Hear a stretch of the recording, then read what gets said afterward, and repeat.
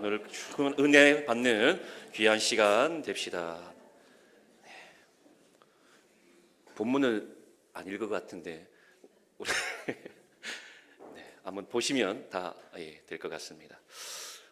이 첫날 이 설교를 맡게 돼서 굉장히 부담스러워서, 왜냐하면 뒤에 이렇게 오시는 분들이 다 쟁쟁하신 분들 아니겠습니까? 그래서 제가 목사님께 먼저 하고 먼저 맡고 끝내겠습니다 라고 했더니 흔쾌히 목사님께서 허락을 해주셔서 오늘 이렇게 아름다운 소문이라는 제목의 또 말씀을 들고 단위에 섰습니다. 전하는 자나 듣는 자나 모두가 은혜되는 귀한 시간이 되기를 소원하면서 데살로니가전서 1장 2절에서 10절까지 말씀으로 우리 함께 귀한 말씀을 나눌까 합니다.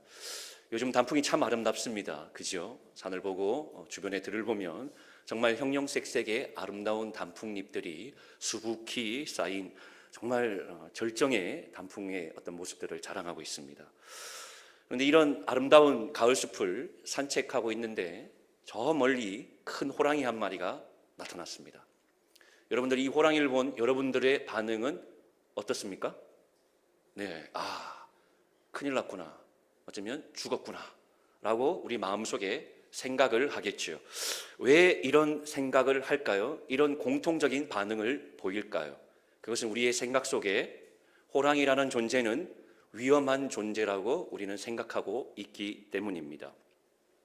호랑이가 사람에게 위험한 존재일 수도 있지만 그렇지 않을 수도 있습니다. 그런데 우리는 실제로 우리 생각 속에는 위험한 존재라고 이미 각인되어 있기 때문에 보는 순간 두려움에 떨고 우리의 행동과 마음은 이미 멈춰버리게 되지요. 왜 이런 생각을 하게 되는가를 연구한 인지도식의 세계적인 심리학자인 알버트 앨리스는 이렇게 주장을 했습니다. 이 산책을 하다가 호랑이를 본 이 사건을 A라고 하고, 이 호랑이를 보고 무섭다고 느끼는 감정을 C라고 했습니다. 그리고 죽을 수도 있겠다고 생각한 그 A와 C 사이에 이 해석이 들어가는데 이것을 B라고 했습니다. 그래서 정리하면 A는 사건, B는 해석, C는 감정이 되지요. 다시 한번 정리를 하면 사건에 대한 해석에 따라서 우리의 감정이 결정되고 감정은 행동으로 나타나게 됩니다. 그래서 이 사건이 일어난 사건이 경험한 사건이 우리의 감정과 행동을 결정하는 것이 아니라 이 사건을 바라보며 어떻게 해석하느냐에 따라 우리의 감정과 이 행동이 나타나게 된다는 것이죠. 그래서 최종 도식을 정리하면 보시는 바와 같습니다. 신념, 생각, 감정, 행동, 습관, 인격. 그래서 신념이 딱 자리 잡으면 우리는 계속해서 생각합니다. 생각한 이 감정이 행동으로 옮겨지게 되고 이것이 반복되면 우리는 습관이 되죠. 그래서 좋은 습관, 나쁜 습관이 있고 이 습관에 따라서 우리의 인생의 인격이 변화되게 됩니다. 신념은 사건에 대한 해석을 어떻게 하느냐에 따라서 달라지게 되지요. 우리가 살아가는 삶 가운데 많은 일들을 경험하면서 긍정적이든 부정적이든 수많은 사건과 어떤 그런 일들을 경험하게 됩니다. 일어난 사건에 대해서 해석을 어떻게 하느냐에 따라 신념은 달라지고 그 신념에 따라서 우리의 삶과 인생의 방향이 달라지게 되며 결정적 영향을 미치게 되지요. 더 나아가 중요한 것은 해석도 중요하지만 한 걸음 더 나아가면 이 해석을 어떻게 해야 하는지 기준이 정말 중요하죠. 여러분의 삶의 기준이 있지 않습니까? 이런 일이 있으면 이렇게 대처를 할 것이라 하는 나름대로의 기준이 있습니다. 여러분의 기준은 무엇입니까? 우리의 오늘 이 자리에 모인 우리의 기준은 무엇이죠? 우리 교회가 가져야 될 기준은 무엇입니까? 예수 그리스도입니다. 오직 말씀입니다. 맞습니까? 오늘 이 특별 새벽 부흥의 첫날에 말씀을 통해 이 기준을 다시 한번 점검하고 바로 세우는 귀한 시간이 되기를 소원합니다. 본문에 삶과 신앙에 있어서 해석의 기준을 바로 세운 한 교회가 등장하는데 바로 데살로니가 교회입니다. 데살로니가 교회와 성도들에게 있어서 삶의 해석의 기준은 6절과 8절에 잘 기록되어 있습니다. 6절, 8절을 한번 보시면 반복해서 등장하는 단어가 있지요. 무엇이지요? 그들의 삶의 기준은 말씀입니다. 말씀이 기준으로 예수의 신념을 마음에 새기고 주를 본받는 자가 되었더니 어떻게 되었다고 나와 있습니까? 마게도냐와 아가야를 넘어 전 세계의 교회와 성도들에게 아름다운 믿음의 소문이 퍼지게 되었다고 기록되어 있습니다. 말씀 안에서 얼마나 아름답게 모범적으로 삶을 살고 신앙생활을 했기에 그 소문이 각처에 퍼졌을까요? 그런데 6절을 보면 성령의 기쁨으로 말씀을 받기 전 그들의 상황에 대해서 언급하고 있습니다. 6절 앞에 보면 어떤 상황이라고 기록되어 있죠? 많은 환난 가운데 있었다고 합니다. 그러니까 데살로니가 교회의 성도들이 기쁨을 받아서 열심히 신앙생활을 하고 정말 모범적인 삶을 살아서 소문이 퍼졌는데 그 앞에 단서가 있습니다. 어떤 상황이라고요? 많은 환난 가운데 있었답니다. 평안하거나 단순한 상황이 아닌 많은 환난 가운데서도 기쁨으로 주의 말씀을 받아 주를 본받을 수 있었던 것은 삶의 해석이 분명했기 때문이지요. 데살로니가 교회 성도들이 또 교회가 어떤 환난 가운데 있었는지를 알기 위해서는 당시 시대적 상황을 한번 살펴볼 필요가 있습니다. 데살로니가는 제가 한번 직접 가보니까요, 테살로니카라고 불리면서 지금도 그리스 2대 도시로서 상업, 무역, 교통, 문화의 중심지로 존재하고 있는 도시입니다. 지도를 보시면 이 그리스 북쪽에 위치한 항구 도시입니다. 당시 로마의 식민 통치 아래서 이 동서와 남북을 이어주는 교통의 중심지였고 또 로마의 식민 통치를 원활하게 하기 위한 군사적 요충지였습니다. 무역이 활발하다 보니까 당연히 부유한 도시였겠지요. 부족한 게 없었습니다. 그리고 무역이 활발한 특징이 무엇이죠? 다양한 인종, 사람들이 왔다 갔다 하다 보니까 교류를 하다 보니까 종교, 문화, 그다음에 언어, 다양한 것들이 이렇게 유입이 돼서 다 인종, 다 문화, 도시가 바로 데살로니가였습니다. 그리고 여러분들 그리스 하면 떠오르는 게 무엇이죠? 신화 아닙니까? 그렇죠? 그리고 철학의 발상지이기도 합니다. 그러니까 이 상황 자체가 정말 어떤 부유해서 예수 그리스도 어떤 신이라는 존재가, 그러니까 하나님이라는 존재가, 절대자라는 존재가 필요 없는 그런 도시에 살고 있는 사람들이 바로 이 데살로니가 시민들이었습니다. 그런데 이런 도시에 사도 바울이 2차 전도 여행 중에 방문을 하게 되고 이곳에 교회를 세우게 되지요. 아름답게 세워진 교회에서 바울은 목숨을 걸고 복음 사역을 감당했습니다. 그 내용이 데살로니가 전서 2장에 보면 잘 기록되어 있지요.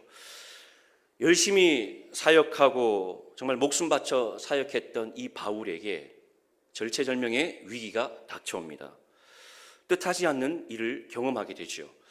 그 지역 유대인들, 이 문헌에 보면 가장 유대인들의 결집력이 강한 이 지역이 이 데살로니가 지역이었답니다. 그러니까 이 기득권 세력, 유대인들이 함께 모여서 이 바울이 전하는 복음, 즉 이 메시아에 대한 이 복음에 굉장한 반감을 가지고 있었다고 합니다. 이 반감을 넘어서 격한 분노감을 가지고 있었다고 기록이 되어 있지요. 복음의 열매가 맺히기 시작하고 사람들이 동요하기 시작합니다. 정말 예수의 복음이 이런 거였구나, 예수의 사랑이 이런 거였구나 라는 것을 받아들이면서 사람들이 점점 그리스도를 따르게 되면서 이 유대인들과 이 기득권 세력들은 결탁을 해서 핍박을 하기 시작을 하죠. 그런데 이 핍박이 얼마나 심했던지 이 바울은 고린도로 피신하게 됩니다. 그런데 이 바울, 이 예수를 믿는 핍박에 대해서 누구보다 잘 알고 있지 않았습니까? 불과 얼마 전까지 본인이 예수 믿는 사람들, 이 복음을 전하는 사람들을 강력하게 핍박했던 장본인이었기 때문에 그 핍박이 어느 정도였는지 잘 알고 있었습니다. 그래서 이 어떤 마음이었는지 모르겠지만 어쨌든 어떤 생명의 위협을 느끼고 고린도로 피신을 하게 됩니다. 시간이 흐르고 이 바울은 이 데살로니가 교회 소식이 궁금했겠죠. 어떻게 되었을까? 가보지는 못하고 궁금했을 겁니다. 이 얼마 후에 디모데를 통해서 이 데살로니가 교회의 성도들의 소식을 접하게 됩니다. 큰 핍박과 많은 환난 가운데서 이 믿음이 약했던, 신앙의 연륜이 짧았던 이 성도들이 무너지고 뿔뿔이 흩어지고 주를 떠났을 거라고 생각했는데 오히려 믿음, 사랑, 소망 안에서 하나 되어 더욱 건강한 교회로 세워져 갈 뿐만 아니라 그리스도인으로서 아름다운 모범적 삶을 살아가고 있다는 소식을 듣게 된 바울은 감격하게 됩니다. 목회자들에게 있어서 가장 큰 기쁨과 감격은 단연 성도들이 정말 예수님을 잘 섬기고 변함없는 마음으로 복음을 위해 살아간다는 소식을 들을 때일 것입니다. 저는 개인적으로 전역한 병사들과 이렇게 자주 연락을 하고 지냅니다. 페이스북이나 또는 뭐 문자로, 카카오톡으로 연락을 하는데, 특히 이 두 명의 병사가 아주 기억에 남습니다. 이 여러 소식을 들을 때 가장 큰 기쁨이 있다면 저에게 신앙생활을 잘하고 있다는 소식을 들을 때입니다. 특히 기억에 남는 이 두 명, 특히 먼저 김덕용이라는 친구입니다. 제가 중대장 때 전입 온 친구였습니다. 이 친구들은 이 철학과 출신의 예전부터 이 한 총련에서 임원을 하면서 아주 공산 사회주의 사상에 물들어 있어서 이 입대 전에는 이 국정원에서 관리를 했고 입대 후에는 기무대에서 특별 관리할 정도의 아주 이 사상에 심취해 있던 친구였습니다. 입대 후에 정말 어떤 뭐 중대장이 권면을 하니 어쩔 수 없이 교회에 나왔지 않겠습니까? 말씀을 접하고 예배를 드리고 성경 공부를 하면서 이 친구가 조금씩 눈을 뜨기 시작을 하더라고요.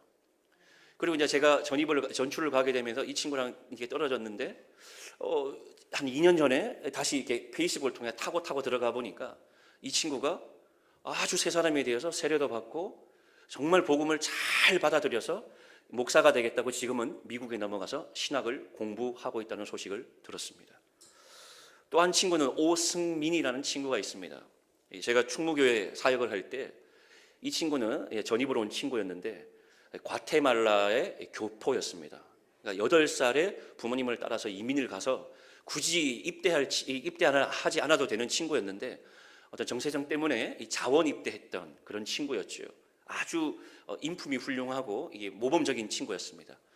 근데 충무교회에 와서 뜻하지 않게 이게 교회를 오게 되고 이 교회를 통해서 정말 복음을 받아들이고 찬양단에서도 열심히 기타를 치고 성경 공부도 하고 세례도 받고 그리고 이제 고국이죠. 어쨌든 과테말라로 돌아가게 되었습니다. 전역 이후에.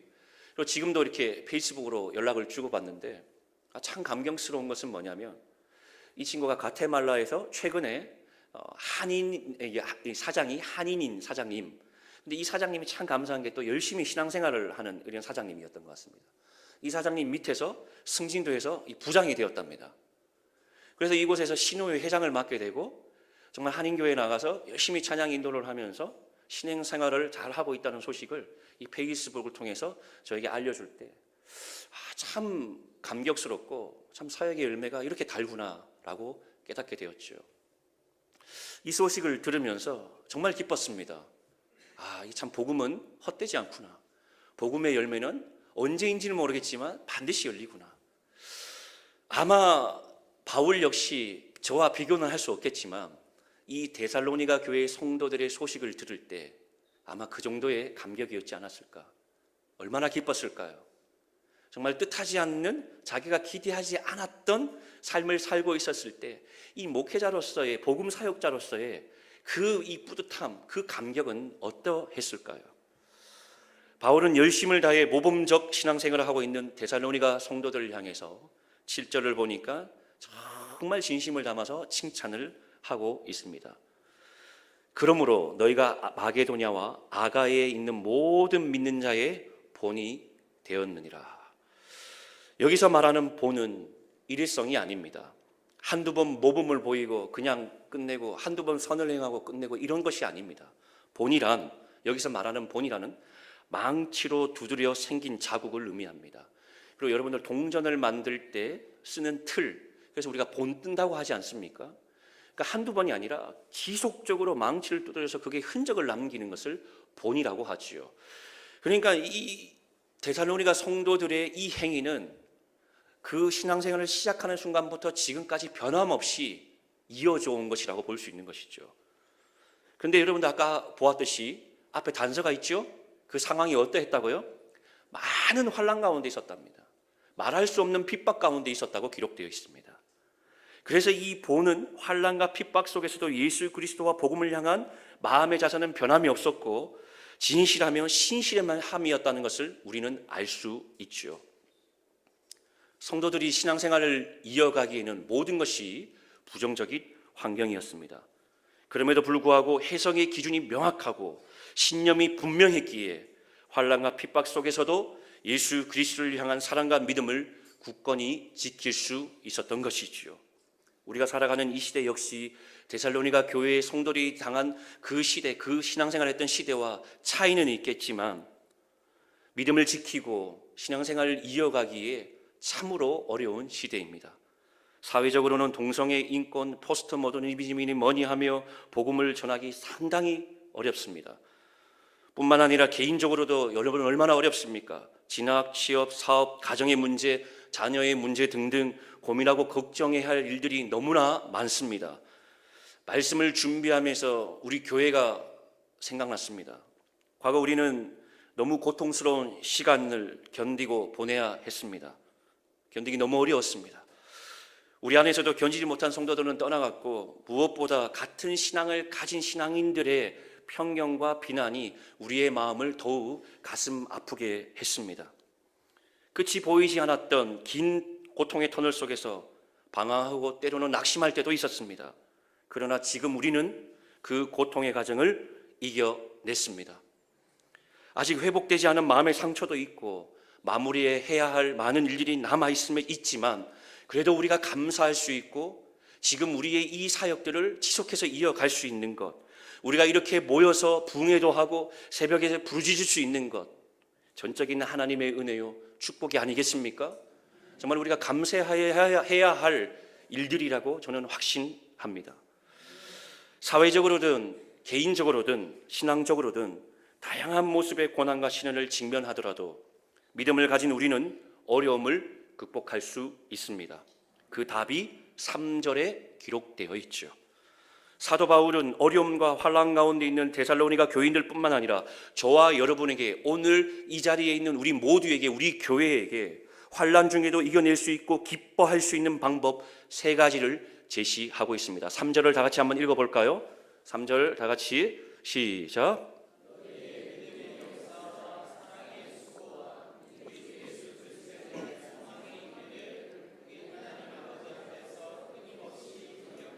이 3가지 믿음의 역사, 사랑의 수고, 소망의 인내가 그것입니다.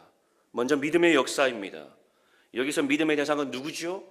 당연히 예수 그리스도입니다. 더 이상 설명할 필요가 없습니다.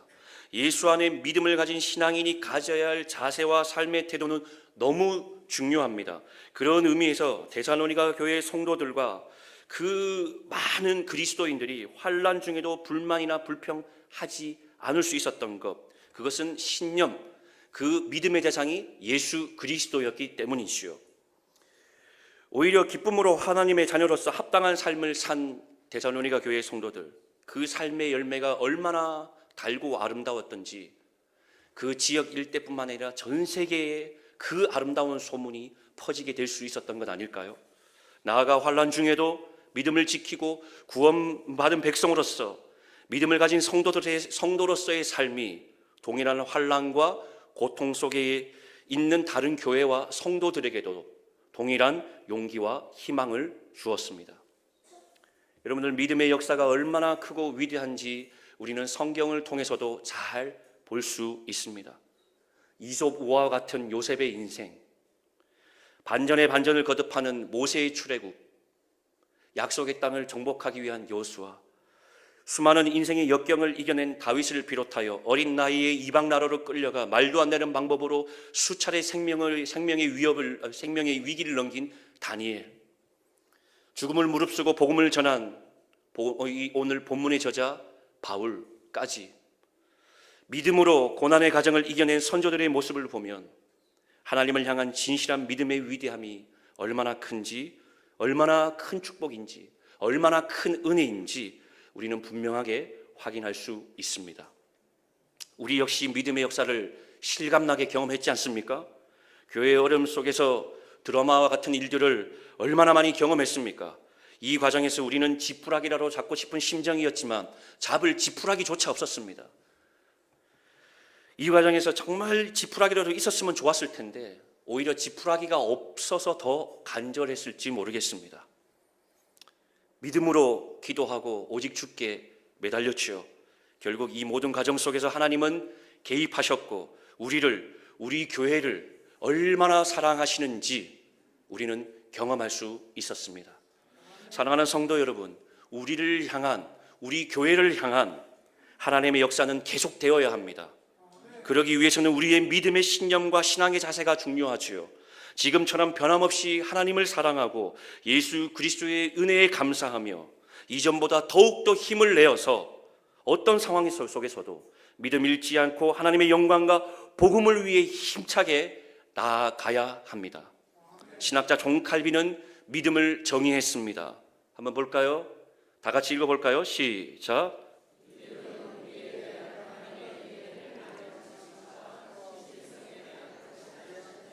믿음은 우리에 대한 하나님의 인애를 아는 지식과 신실성에 대한 확실한 신념이랍니다.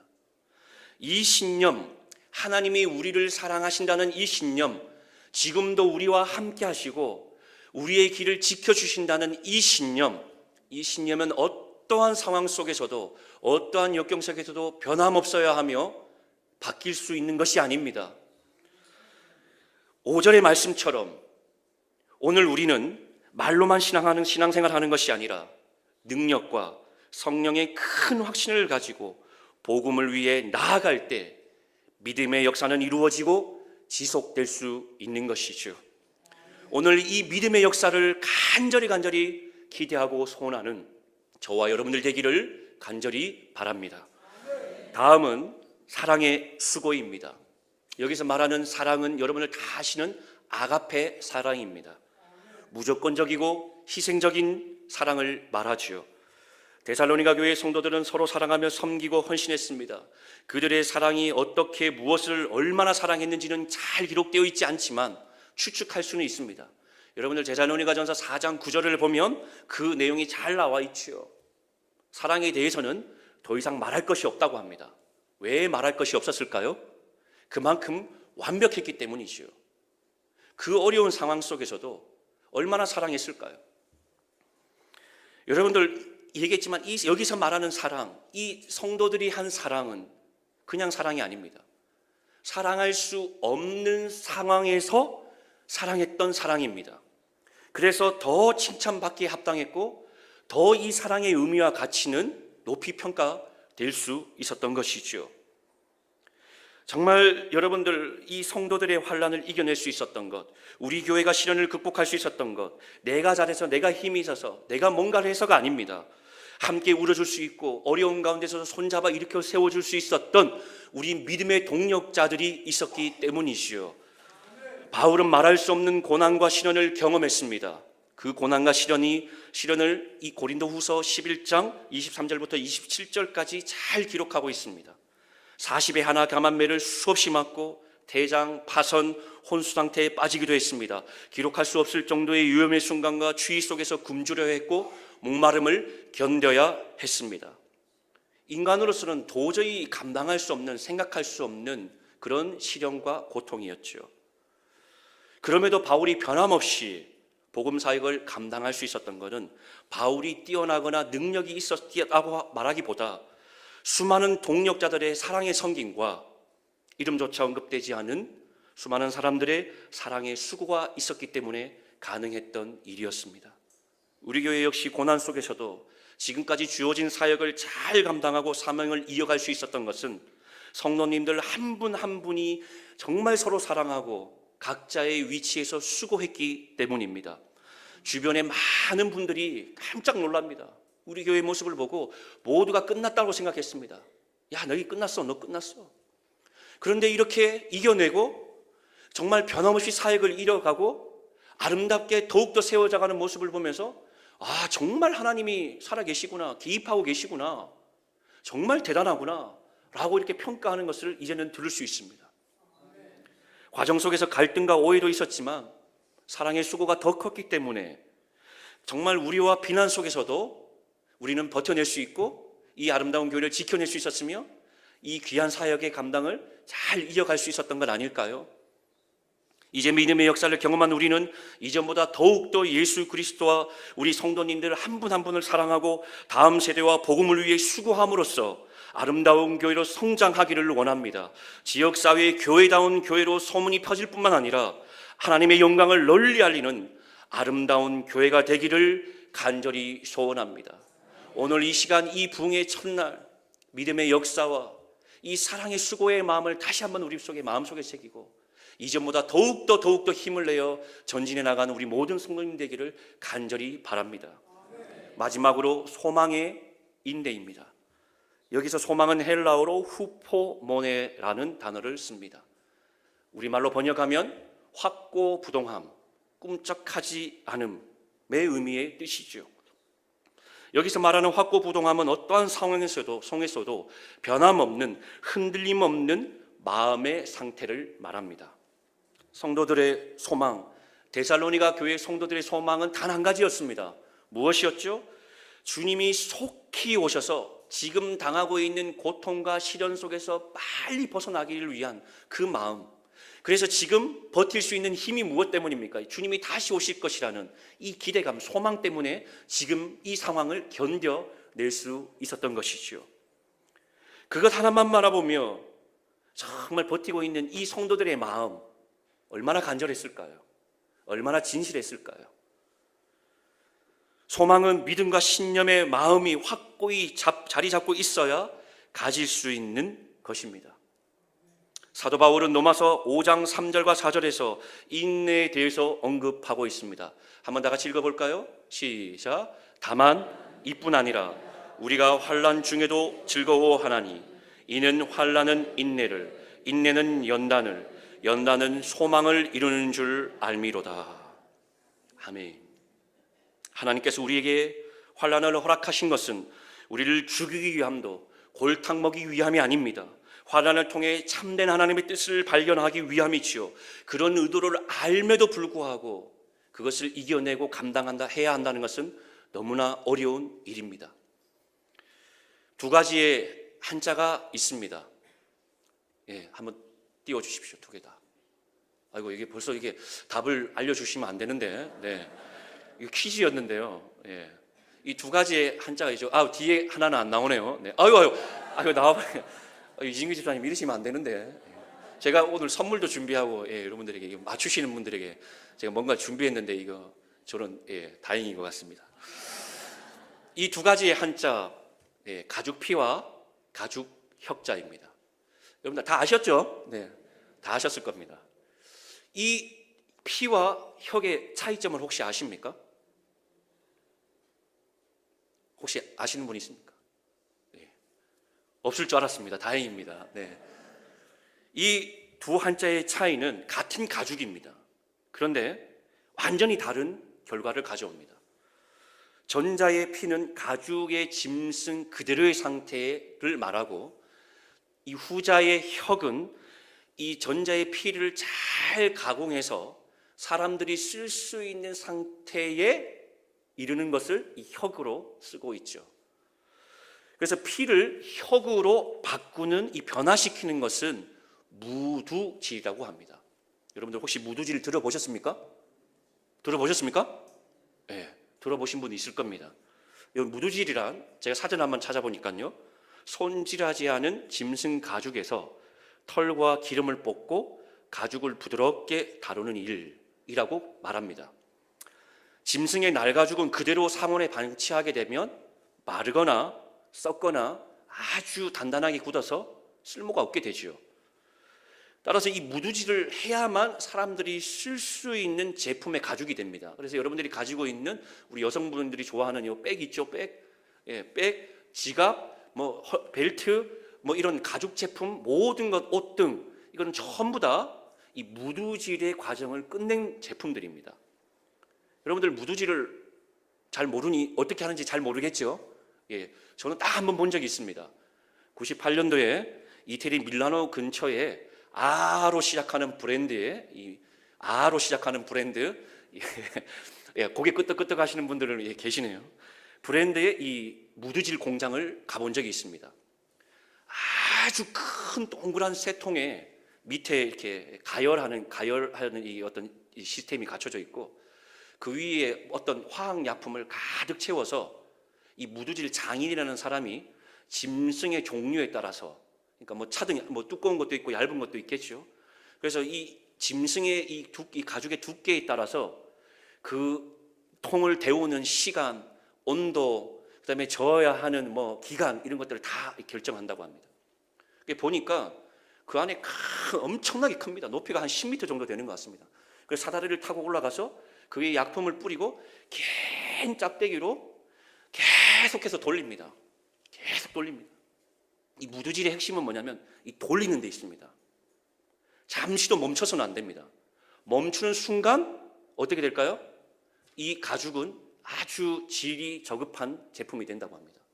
그래서 이 가죽을 아주 최상급 가죽은 아주 얇게 만들면서 아주 찰랑찰랑하게 만드는 이게 기술인데 이건 아무도 안 올리고 사진도 못 찍게 하더라고요. 지금은 이 시대가 좋아서 전부 다 기계로 돌리는데 아직까지 명품 브랜드의 이 가죽은 이 장인들이 직접 이 무두질을 한다고 합니다. 그래서 사흘이든 이틀이든 사흘이든 쉬지 않고 계속 돌립니다. 가죽의 피는 무두질 장인의 손에 거쳐 그 힘든 과정을 거치고 나면 최상의 가죽으로 태어나서 가공 후에 명품으로서 가치를 인정받게 되죠. 우리는 무두질의 장인이신 하나님의 손에 붙들려져 혹독한 무두질을 당했습니다. 견디기 힘들 정도로 쉬지 않고 돌리셨습니다. 긴 시간을 끝으로 무두질은 마무리되어 갑니다. 이제 우리는 소망을 가져야 합니다.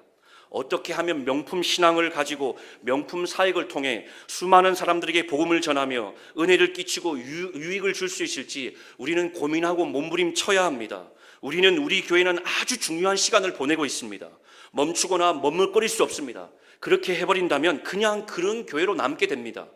그러면 이 혹독한 무두질의 가정은 무의미해지게 되는 것이죠. 하나님의 이름을 높이고 영광을 돌리기 위한 명품 신앙, 명품 교회가 되기 위해서는 이번 특별 새벽 부흥회를 통해서 지쳐있고 마음의 상처투성이었던 우리의 영혼이 아름답게 회복되어야 합니다. 은혜의 기쁨을 누리는 귀한 시간이 되기를 각자가 사모해야 합니다. 영혼이 회복되어야 은혜를 누리고 하나님의 우리에게 맡겨준 사명을 잘 감당할 수 있지 않겠습니까? 우리 앞에 놓여진 정말 중요한 많은 사역들이 있습니다. 우리의 사역은 누구에게 보여주기 위한 사역이 아닙니다. 말로만 하는 사역이 아닙니다. 영혼을 살리고 고치고 세우는 사역입니다. 다음 세대를 말씀으로 양육하여 하나님의 일꾼을 만드는 사역입니다. 하나님께서 만들어 가시는 믿음의 역사를 기대하며 함께 동력하는 사역이며 사랑의 수고를 통해 헌신하는 사역입니다. 우리 마음의 믿음의 역사와 사랑의 수고와 소망의 인내를 가질 때 하나님은 우리 한 사람 한 사람, 우리 한 가정 한 가정, 우리 교회를 통해 이루어 가실 위대한 일을 우리는 기대할 수 있는 것이죠. 사랑하는 성도 여러분, 우리는 복음의 사역을 말로만 해서는 안 됩니다. 하나님께서 오늘 이 시간 주시는 능력과 성령의 큰 확신을 가지고 믿음, 사랑, 소망 안에서 이루어 가야 합니다. 많은 환난 가운데서도 성령의 기쁨으로 말씀을 받아 주를 본받았던 데살로니가 교회의 성도들처럼 우리 역시 믿음의 소문이 각처에 퍼질 수 있게 하기 위해서는 한 마음 한 뜻으로 하나님을 섬기고 사랑하며 멋진 사역을 만들어 가야 되지 않겠습니까? 정말 이 기간을 통해서 다시 한번 우리가 결단하고 하나님 앞에서 결단함으로 말미암아 정말 몸부림치는 정말 아름다운 교회로 세워가기 위해 정말 전심전력할 수 있는 우리 모든 사랑하는 성도님들 되기를, 우리 선한교회, 우리 선한 이웃 우리 교회 모든 성도님이 되기를 간절히 소원하고 축복합니다. 오늘 이 시간 우리 찬양한